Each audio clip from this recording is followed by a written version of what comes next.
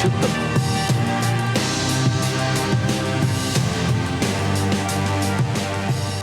FBI agents shot and killed a Utah man accused of making threats against President Biden's life just hours before the commander-in-chief touched down in Salt Lake City on Wednesday. The FBI said in a statement that special agents were trying to serve a warrant on the home of Craig DeLilu Robertson in Provo, just south of Salt Lake City, when the incident happened. According to two anonymous law enforcement sources who spoke to the Associated Press, Robertson was armed at the time he was shot.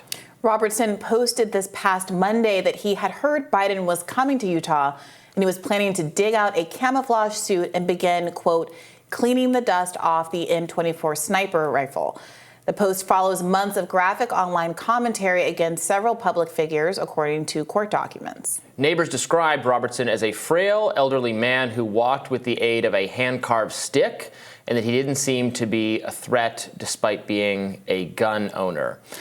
So the shooting came as people were trying to serve a warrant on him.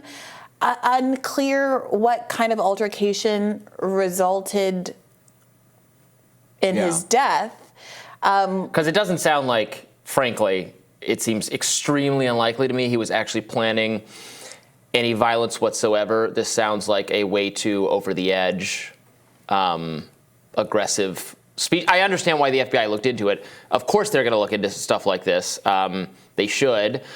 Sometimes they miss stuff that they should not have missed, even when there were obvious signs. So I don't begrudge them at all taking this seriously, even when there's where the schools get closed down, when somebody calls in a bomb threat, even though it's extremely unlikely that it's usually just someone who wants a day off. But police still got to look into it. That's how it's supposed to be. That's fine. Nobody objects to that. So I understand them looking into this. It is unfortunate, obviously, that a life was lost. We have to wait to learn more about this. I don't know if because it's FBI, is there going to be surveillance camera or body cam type stuff? I don't know that FBI has to do that. This is not the first time that the FBI went to investigate. This is from a report in the AP. According to court documents, two FBI agents came to Robertson's house after the initial warning about him from Truth Social in March. They found Robertson wearing a Trump cap and what one described in a search warrant affidavit as an AR-15 style rifle lapel pin. According to the affidavit, he told them his initial threat was just, quote, a dream, and demanded they only return with a warrant. And in a Facebook post days later, cited in the affidavit, he said, "To my friends in the Federal Bureau of Idiots, I know you're reading this and you have no idea how close your agents came to violent eradication." He had a Facebook post that said, "Hey, Merrick Garland, you demented weasel, send your FBI SWAT team to my house. You won't because I fight back against cowards." Yeah, this does raise the question again as to whether or not certain comments by various Republican politicians, whether it's Donald Trump. There was some criticism of Marjorie Taylor Greene at an event she had earlier this week. Someone from the audience shouted out something about, I don't want to mischaracterize the statement, but we got to end Democrats or something seemingly violent against Democrats. And Marjorie Taylor Greene seemed to corroborate it from the stage, not directly, but people were asking in that context as well whether or not these kind of moments are emboldening the public to do violent acts. Obviously, Trump in 1/6 is the biggest example, whether or not you think he's criminally liable for the statements that he made and encouraging the crowd to go over there. Many people who were prosecuted for their behavior on January 6th said that they thought that it was going to be okay because Donald Trump told them it was going to be okay, and that the election really was stolen, and that they were doing something legal and just, and that he was misleading them. So, do you think that this is increasingly a problem for Republicans, or are they at some point going to have to reckon with the idea, not necessarily criminal liability for this kind of speech, but their own followers are being seduced into potentially dangerous and life-ending situations like this because they're made to believe that this kind of behavior is going to be good for the republic or good for them or help advance their political interests or whatever? Look, I think it would just be good for everyone to cool their rhetoric a little bit, for their good of their own mental well-being. Sure. I'm not particularly worried about I'm worried about violence. We have D.C.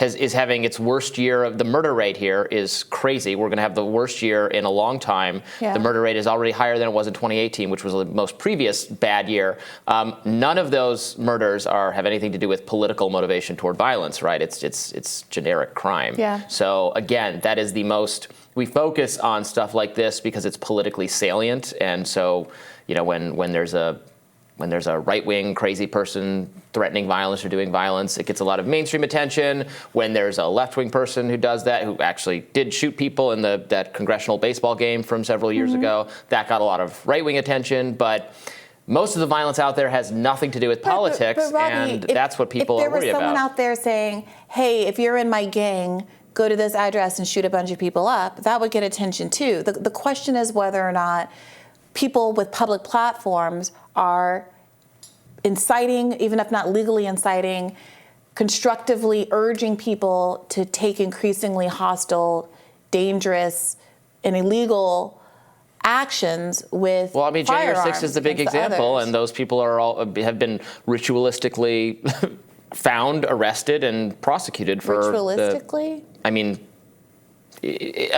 Appropriately. I don't object to any of the charges for trespassing. Again, I don't object to them going to visit this person, and obviously we don't know exactly how the altercation went down. You have some skepticism of the police and a lot of examples of how they handle things. I do as well, so we don't know if they handled this correctly or not, but they might have handled it correctly. Precisely because of that reason, and precisely because the police do wrongly kill people all the time and might have wrongly escalated with this Robinson person, who knows.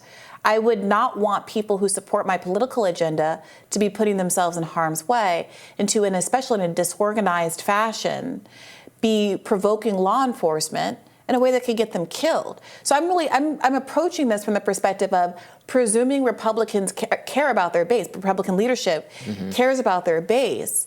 Are they advantaging the well-being of these individuals?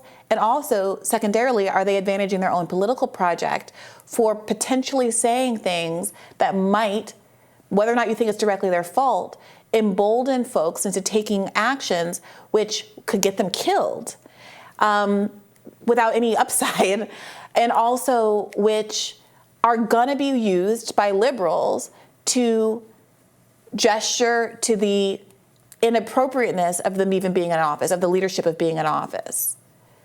No. What do you? Of course not. There's no point to to the extent Republican political officials or otherwise are, tricking their followers or like edging or pushing them over the edge or something into saying crazy stuff that gets them in trouble, or actually doing illegal things. That is obviously bad, and they should not do that. I think a conservative or a right-wing person would respond to you by saying, well, what about all the inducements among progressive activist type people to respond to police violence by going crazy in the streets? Is that not a similar? Are they not in a similar way being hyperbolic and even if they're not directly telling them to go burn things down, but being so angry about it that it caused that? Most liberals are vehemently against to defund the police. The Democratic establishment was for it for about a 24-hour news cycle before they started to turn on all of those activists. Joe Biden, in the middle of the 2020 uprising, was saying fund the police harder and has done exactly that while in office. Donald Trump said march to the Capitol, but it has to be peaceful and et cetera and so on. There's some overheated rhetoric. There's right now, Donald Trump is potentially going to get in legal trouble for making statements that are being characterized as attacking, interfering with his trial, obstructing justice. So saying things like, if you come after me, I'm going to come after you, targeting the people who are trying his case, things like that. This is how it's being characterized. I understand that some people are going to think that that's a vague statement that is not actually provoking people. But I do think if someone says, go kill cops, and then someone goes and kills a cop, it's of course worth having a conversation about someone's responsibility for provoking that kind of behavior, especially if the person who killed the cop is wearing the hat of the guy that says, go kill cops, just like this person, when it was first approached by the FBI, or I think when the second time approached by the FBI, was wearing a Trump hat and very publicly on his Facebook was talking about having solidarity with the Trump and that movement.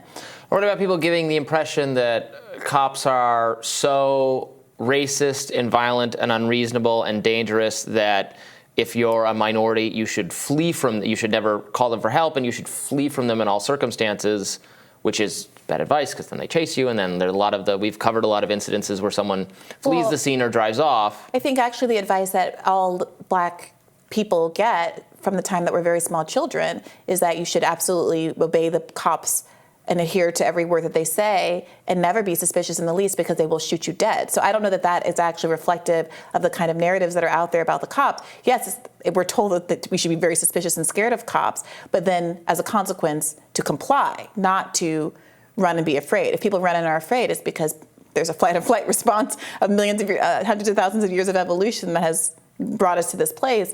But I don't know. I do feel as though there is just absolutely no reckoning with anything that's happening here, even when it's resulting in your own people being killed. That's the part that kills me. Like, if a bunch of black reckoning, they're trying to put the man chiefly in charge of this phenomenon in prison for it. Among the Republican Party, there's no reckoning with whether or not. When that leftist shot the baseball field, Bernie Sanders came out immediately and was like, "That's horrible. Absolutely don't use violence. That is not. I don't condone that. If you think you're affiliated with me and you do that, absolutely not." And you cannot say that that's the same kind of approach that you're getting from certain members. You know, is Donald Trump going to come out and disavow people who write things like this is why the FBI went to this man's house in the first place. He wrote, quote, "The time is right for a presidential assassination or two. First Joe, then Kamala." You know, it seems like the easiest thing in the world to say, please don't assassinate my political opponents. Are we going to get a statement like that? Does that kind of a statement feels too much like an admission from Republicans, so they feel coerced into it and aren't going to do it?